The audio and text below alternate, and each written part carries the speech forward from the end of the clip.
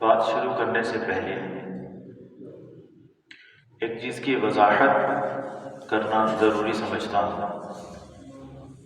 وہ یہ ہے کہ حق اور سچ کی آواز، یہ تاریخ اگر اٹھا کے دیکھ لی جائے تو ہمیشہ منبر رسول سے یہ آواز بلند ہوئی ہے، ایسا ہی ہے۔ اور میرا معمول یہ ہوتا ہے کہ منبر پر بیٹھنے سے پہلے کچھ وظائف ہیں وہ پڑھ لیتا ہوں، اور اللہ رب العزت سے دعا ہوتی ہے کہ اللہ رب العزت حق اور سچ میری زبان سے نکالے، اور وہ حق اور وہ سچ جو لوگوں کے لیے فائدہ مند ہو، لوگوں کے لیے نفع بخش ہو۔ کچھ باتیں ایسی ہوتی ہیں جو ہم کرتے ہیں اور پھر لوگ ان کو اپنی طرف منسوب کر لیتے ہیں، جبکہ وہ باتیں کسی پر تنقید نہیں ہوتی۔ اگر کوئی یہ سمجھتا ہے کہ یہ بات خالصتاً اس کے لیے کی جا رہی ہے تو پھر اس بندے کو سوچنا چاہیے کہ آیا یہ جو بات ہی ہوئی ہے اور میں اس کو اپنی طرف موڑ رہا ہوں، اس میں کیا میرا کردار ایسا ہے یا میرے اندر کوئی خامی ہے کہ جو میری نظر میرے ہی عیوب پر ہو رہی ہے۔ اور جب ہم عام بات کرتے ہیں تو اس کو عام رہنے دیا جائے، اس کو اپنی طرف منسوب یا کسی کی طرف منسوب نہ کیا جائے۔ بسم اللہ الرحمن الرحیم۔ اللہ رب العزت ہمیں حق اور سچ کو قبول کرنے کی اور اس کو سمجھنے کی اور اس پر چلنے کی توفیق عطا فرمائے، آمین، جزاکم اللہ۔ ایک حدیث میں نے آپ حضرات کے سامنے پڑھی ہے۔ آپ علیہ السلام نے فرمایا، کانت بنو اسرائیل تسوسهم الانبیاء کلما خلق نبی خلفہ آخر۔ آپ علیہ السلام نے فرمایا کہ بنی اسرائیل کے تمام انبیاء سیاسی تھے۔ بڑا عجیب لگتا ہوگا کہ پہلے تو کبھی نہیں سنی ایسی حدیث۔ اور فرمایا آپ علیہ السلام نے کہ جب ایک رخصت ہو جاتے تھے تو دوسرے ان کی جگہ لے لیا کرتے تھے۔ پھر آپ علیہ السلام نے فرمایا، وَأَنَا خَاتَمُ النَّبِيِّينَ لَا نَبِيَّ بَعْدِي، میں آخری نبی ہوں، میرے بعد تو کوئی نبی نہیں ہے، اس لیے اب جو میرا کام ہے وہ میرے بعد میرے خلفاء اس کو سنبھالیں گے۔ خلفاء کون ہوں گے؟ دوسری حدیث میں آپ علیہ السلام نے فرمایا، العلماء ورثۃ الانبیاء، کہ علماء انبیاء کے کیا ہیں؟ وارث ہیں۔ اس کی مثال یوں سمجھ لیجئے، ایک شخص دنیا سے رخصت ہوتا ہے، اس کے پاس پیسہ بھی ہے، سونا بھی ہے، چاندی بھی ہے، زمین جائیداد بھی ہے، گاڑیاں بھی ہیں، اور بہت ساری اس کے اثاثے ہیں جو اس کے نام پر ہیں۔ اب ان سب کا وارث کون ہوگا؟ اس کی اولاد ہوگی۔ کیا کبھی ایسا بھی ہوا ہے کہ کسی نے فیصلہ دیا ہو کہ بھائی گھر اور جائیداد میں تو تم وارث ہو، باقی جو اس کی جو اثاثے ہیں، سونا چاندی، اس میں تم وارث نہیں ہو؟ ایسا کبھی ہوا ہے؟ نہیں ہوا۔ تو جو حدیث میں آپ حضرات کے سامنے پیش کی کہ علماء انبیاء کے وارث ہیں، اس سے مراد صرف یہ نہیں ہے کہ علماء کا کام لوگوں کو صرف دین سکھانا ہے، لوگوں کو صرف نماز سکھانا ہے، لوگوں کو صرف روزے کے بارے میں بتانا ہے، لوگوں کو صرف زکوٰۃ کے بارے میں بتانا ہے، لوگوں کو صرف حج کے بارے میں بتانا ہے۔ ہمارا المیہ یہ ہے کہ بنیادی 5 ارکان جو ہیں اسلام کے، کون کون سے؟ کلمہ، نماز، روزہ، حج، زکوٰۃ۔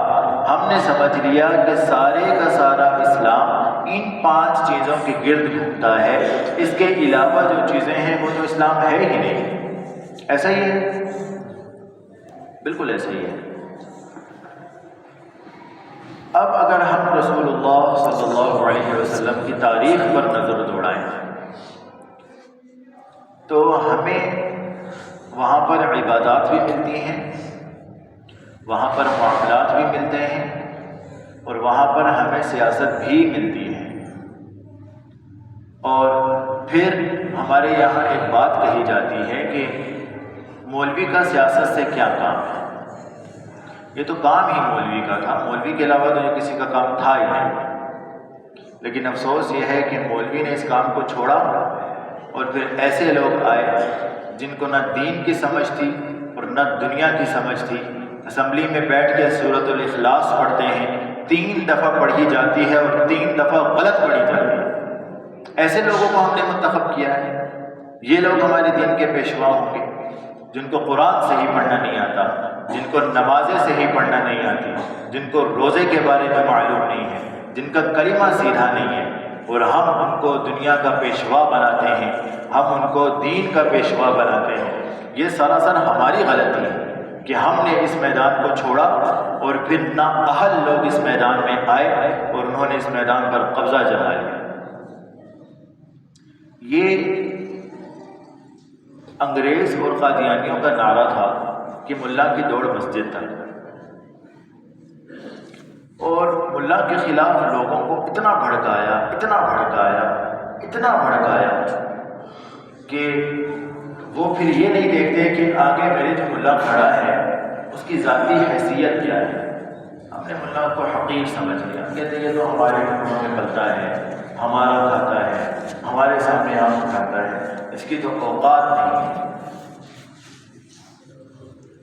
بڑی عجیب بات ہے، ہم پیدا ہوتے ہیں تو ملا کے پیچھے بھاگتے ہیں، ہمارے بچے کے کان میں اذان کہتے ہیں، عقیقہ ہوتا ہے تو ملا کے پیچھے بھاگتے ہیں کہ دعا کرا دو ہمارا بچہ نیک صالح ہو جائے، مر جاتے ہیں تو ملا کے پیچھے بھاگتے ہیں کہ آؤ اور بخشوا دو ہمیں کہ ہم نے دنیا میں کوئی اچھا کام نہیں کیا ہے، اب تمہارا ہی آسرا ہے، تم آ کے قرآن پڑھو گے، تم اس کے لیے نوافل ادا کرو گے، تم اس کو ایصال ثواب کرو گے، تم اس کے لیے کچھ پڑھ کے اس کو بخشو گے تو اس کی بخشش یقینی ہو جائے گی۔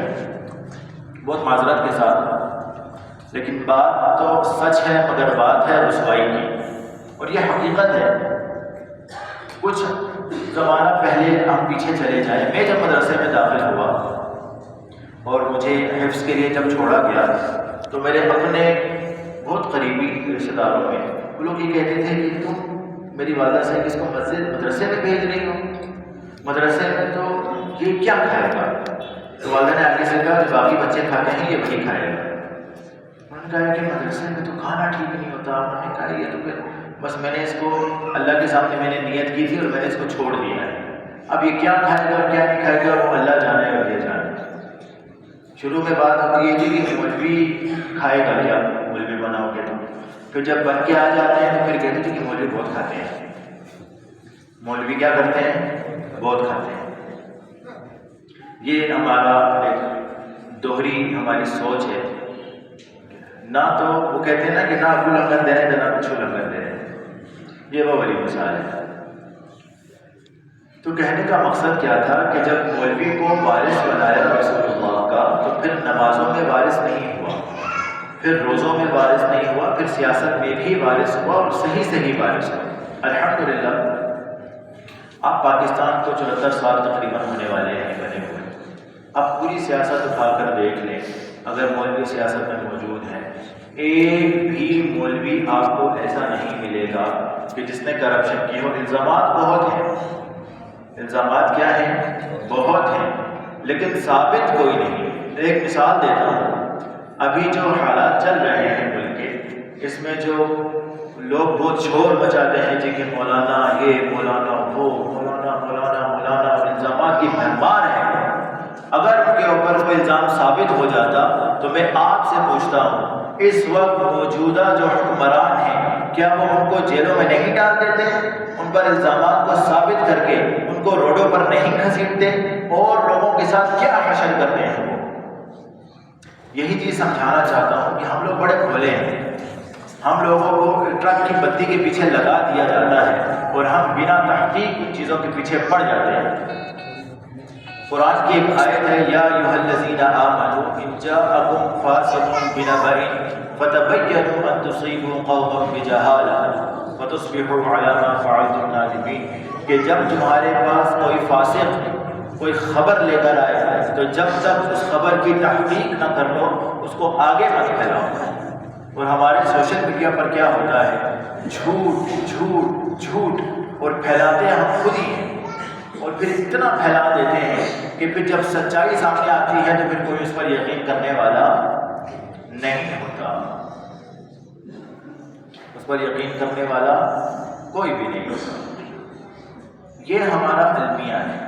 افسوس ہمیں اس بات کا ہے کہ ہم لوگ جن لوگوں کو آگے بھیجتے ہیں معذرت کے ساتھ، نہ تو ان کو دین کی سمجھ ہے اور نہ ان کو دنیا کی سمجھ ہے۔ ان پڑھ جٹ جاہل انگوٹھا چھاپ ہم اسمبلیوں میں بھیجتے ہیں اور پھر ہم ان سے توقع کرتے ہیں کہ وہ ہمارے تعلیمی معیار کو اچھا کر دیں گے، وہ ہمارے تعلیمی نظام کو اچھا کر دیں گے۔ ارے خواہ اچھا کریں گے، جس کو الف با کا پتہ نہیں، جس کو اے بی سی نہیں آتی، وہ ہمارا تعلیمی نظام ٹھیک کرے گا؟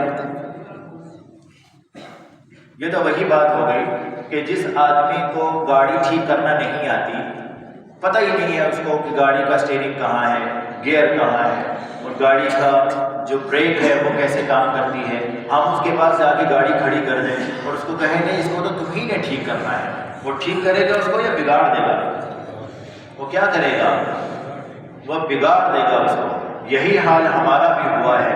ہم نے ایسے لوگوں کو منتخب کر کے اوپر بھیجا ہے جنہوں نے ہماری دنیا بھی برباد کر دی اور ہمارا دین بھی برباد کر دیا۔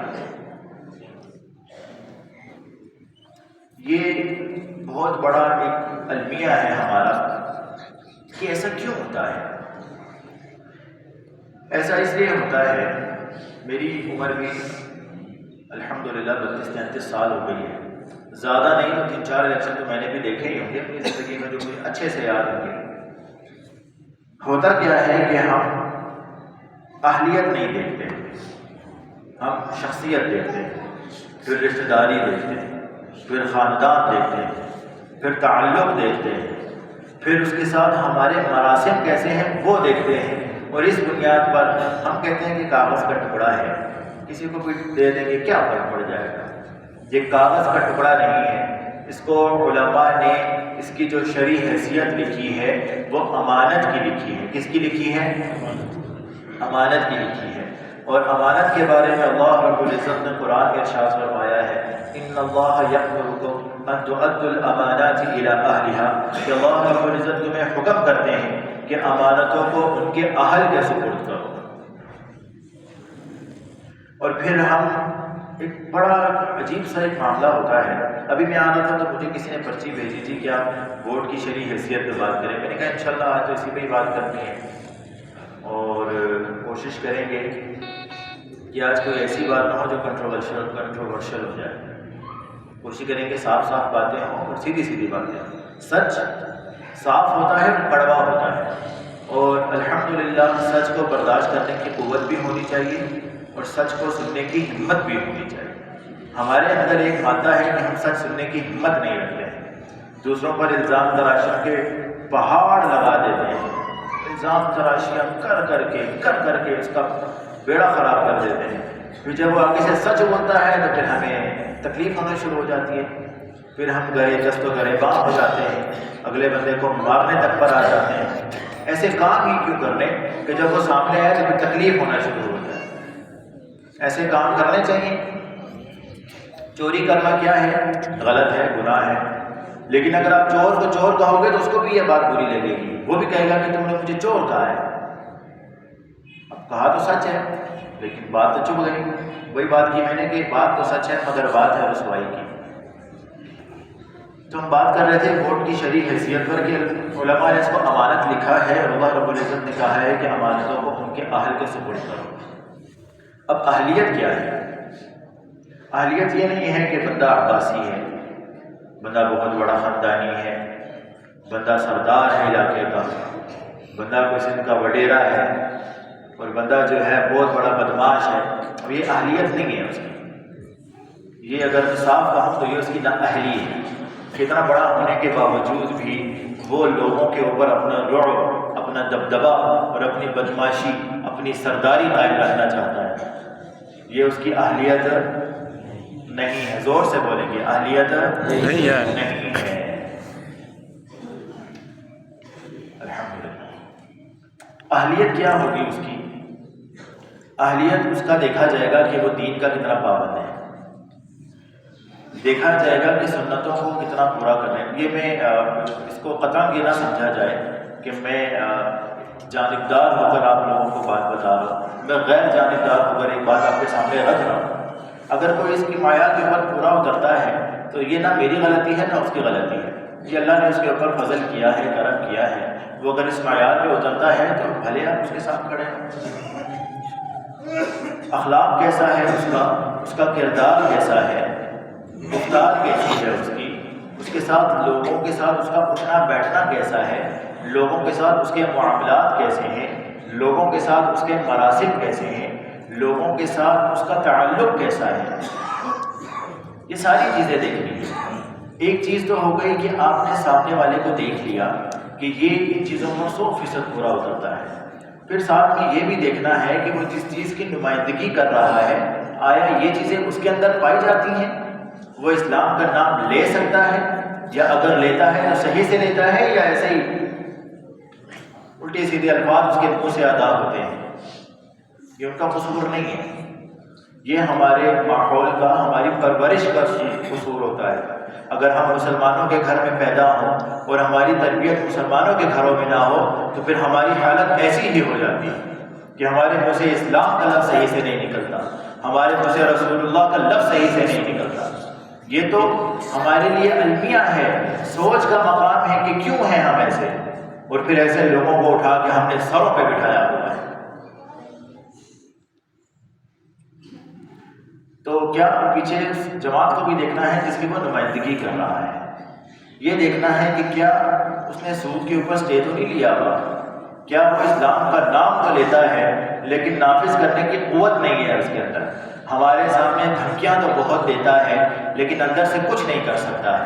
صرف سازشیں ہو رہی ہیں، وہ بھی ہمیشہ مسلمانوں کے خلاف، اور غیر مسلموں کو وہ ریلیف دے رہا ہے. یہ چیزیں نہیں دیکھنی ہیں. یہ چیزیں تو ہم دیکھتے بھی نہیں. ہم کہتے ہیں نہیں جی انہوں نے تقریر کی ہے اور اسلام کا نام لیا ہے اور انہوں نے طاغوت کی آنکھوں میں آنکھیں ڈال کر ایسی بات کی ہے. یہ صرف ٹوپی ڈرامہ ہے، اس میں کوئی سچائی نہیں ہے.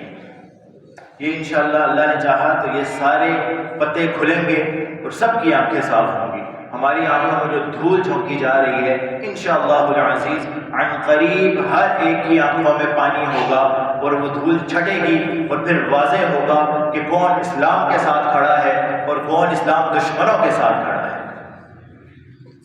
انشاءاللہ بولے انشاءاللہ. جزاکم اللہ. تو اس کی مثال یوں ہے کہ آپ نے کسی کو خط لکھا، خط میں آپ نے قرآن و حدیث لکھا، خط میں آپ نے بہترین باتیں لکھی، اچھی باتیں لکھی ساری. اب خط بھیجنا چاہتے ہیں آپ امام کعبہ، آپ چاہتے ہیں جی کہ ہمارے لیے وہ سب سے زیادہ قابل احترام ہے، صحیح ہے کیونکہ وہ ہم تمام مسلمانوں کے امام ہیں، ہم ان کو بھیجنا چاہتے ہیں. لفافے میں ڈالا، خوشبو لگائی بہترین کر کے اس کو معطر کیا، لیکن اس کے اوپر ہم نے ٹکٹ لگا دیا اسرائیل کا. کیا وہ امام کعبہ کے پاس پہنچے گا؟ پہنچے گا؟ زور سے نہیں. کیوں نہیں پہنچے گا؟ کیا ہے؟ ٹکٹ اسرائیل کا لگایا ہوا ہے. تو یہ بھی دیکھنا ہے کہ نمائندہ جو آپ کے سامنے ہے وہ اس خط کی حیثیت رکھتا ہے، وہ جو اس کے اوپر ٹکٹ لگا ہوا ہے وہ ٹکٹ اصل چیز ہے کہ وہ کس جماعت کے ساتھ ہے. کیا وہ ایسی جماعت کے ساتھ ہے جو اسلامی نظام کو نافذ کرنے کی خواہش رکھتی ہے اور اسلامی نظام کے نفاذ کی کوشش کر رہی ہے، یا ایسی جماعت کا ٹکٹ ہے جو اسلامی نظام کا نام تو لے رہی ہے لیکن اس کے لیے کوشش نہیں کر رہی اور قوانین ایسے بنا رہی ہے کہ ختم نبوت کی شک میں سے ختم نبوت کا جو منکر ہے یا جو اس کے جو منکر کیا کہتے ہیں اس کو، توہین رسالت ایکٹ جو ہے اس کے خلاف کام کر رہا ہے. تو ایسے لوگوں کو ووٹ دینا، یہ میری ذاتی رائے ہے، میں فتویٰ نہیں دے رہا، میری ذاتی رائے ہے، ایسے لوگوں کو ووٹ دینا حرام ہے. حرام کیا ہے؟ یہ میری ذاتی رائے ہے. اور اس کو آپ لوگ یہ نہیں کہیے گا جی کہ مولوی صاحب نے فتویٰ دیا ہے تو مفتی نہیں ہوں. لیکن الحمدللہ کتنی باتیں سمجھتا ہوں کہ اس دنیا میں کیا ہو رہا ہے اور ہماری اوپر والی سطح پر کیا ہو رہا ہے. ارے آپ لوگوں سے اسلام کا حق چھینا جا رہا ہے. اور ہم لوگ اتنے بے حس ہو چکے ہیں کہ ہمیں پرواہ ہی نہیں ہے کہ کیا ہو رہا ہے ہمارے ساتھ اور کیا نہیں ہو رہا ہے۔ اتنی بے حسی تو اچھی نہیں ہوتی۔ ہم اسلام کے نام پر ہم نے اس ملک کو بنایا، ہم نے نعرہ لگایا ہمارے بڑوں نے کہ پاکستان کا مطلب کیا؟ لا الہ الا اللہ۔ لیکن آج 74 سال گزرنے کے باوجود اس ملک میں اسلامی نظام کا نفاذ نہیں ہوا ہے۔ کیوں نہیں ہوا ہے؟ اس لیے نہیں ہوا ہے کہ جو لوگ اسلامی نظام کو چاہتے ہیں ہم نے ان کو کبھی آگے ہی نہیں جانے دیا۔ ہم نے ہمیشہ دوسروں کی ٹانگیں کھینچی، جو ہمارے ساتھ مخلص تھا ہم نے اس کو پیچھے کیا، اور جس نے ہمارے ساتھ منافقت کی ہم نے اس کو آگے کیا۔ کتنے لوگ آئے اور چلے گئے، سارے بزرگ بیٹھے ہوئے ہیں، 70 سال ان کی عمریں ہو گئی ہیں، زمانہ دنیا دیکھی ہے انہوں نے، زمانے دیکھے ہیں انہوں نے، اور یہ اگر کسی ایک کا نام لے کے بتا دیں جی الیکشن میں آیا ہمارے پاس ووٹ لے کے گیا اور پورے 5 سال ہمارے پاس حاضری دیتا رہا، کوئی ہے ایسا؟ نہیں ہے، کوئی بھی نہیں ہے، بالکل ایسے ہی۔ کیوں کہ ہم نے ہمیشہ برادری کو دیکھا، ہم نے تعلق کو دیکھا۔ اب وقت آ گیا ہے کہ ہم اہلیت کو دیکھیں، ہم دین کی سربلندی کو دیکھیں، اس چیز سے قطع نظر کہ کوئی دینی جماعت جیتنے کے قابل ہے یا نہیں۔ روز محشر ہم اللہ کو یہ تو کہہ سکیں گے اللہ ہم نے تیرے نام لینے والوں کو، تیرے حبیب صلی اللہ علیہ وسلم کا نام لینے والوں کو ووٹ دیا تھا، ہمارے پاس اور کوئی قوت نہیں تھی، ایک کاغذ کی پرچی تھی، چھوٹی سی پرچی جس کو ہم بہت حقیر سمجھتے ہیں، یہ ہم نے ان کو دی ہے۔ اللہ ہم جتنا کر سکتے تھے ہم نے کیا، آگے ہمیں نہیں معلوم کہ کیا ہوا اور کیا نہیں ہوا۔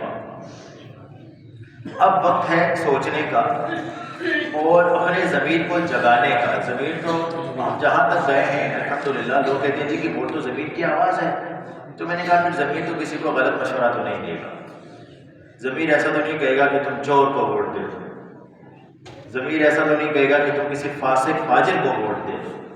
الفاظ دوسرے ہیں لیکن استعمال اس لیے نہیں کر رہا کہ وہ کہتے ہیں کہ میری بلی مجھے کو میاں، کچھ الفاظ استعمال کروں گا اور پھر وہ ہر بندہ ان کو اپنی طرف منسوخ کر لیتا ہے، یہ بڑے افسوس کی بات ہے۔ ایک عام بات ہو رہی ہے اور اس کو عام ہی رکھا جائے۔ ہم فاسق فاجر لوگوں کو آگے لے آتے ہیں اور پھر ہم کہتے ہیں جی کہ یہ ہمارے دین کی لڑائی لڑیں گے۔ نماز نہیں آتی ہے جس کو ہم کہتے ہیں وہ ہمارے لیے مسجدیں بنائے گا، وہ ہمارے لیے مدرسے بنائے گا اور ائمہ کو تنخواہ جاری کرے گا۔ ائمہ کو تنخواہ جاری کرنے کا مقصد صرف اور صرف ایک تھا کہ یہ مولوی ہماری تنخواہوں پر رہیں گے اور پھر ہم جیسا کہیں گے ویسا کریں گے۔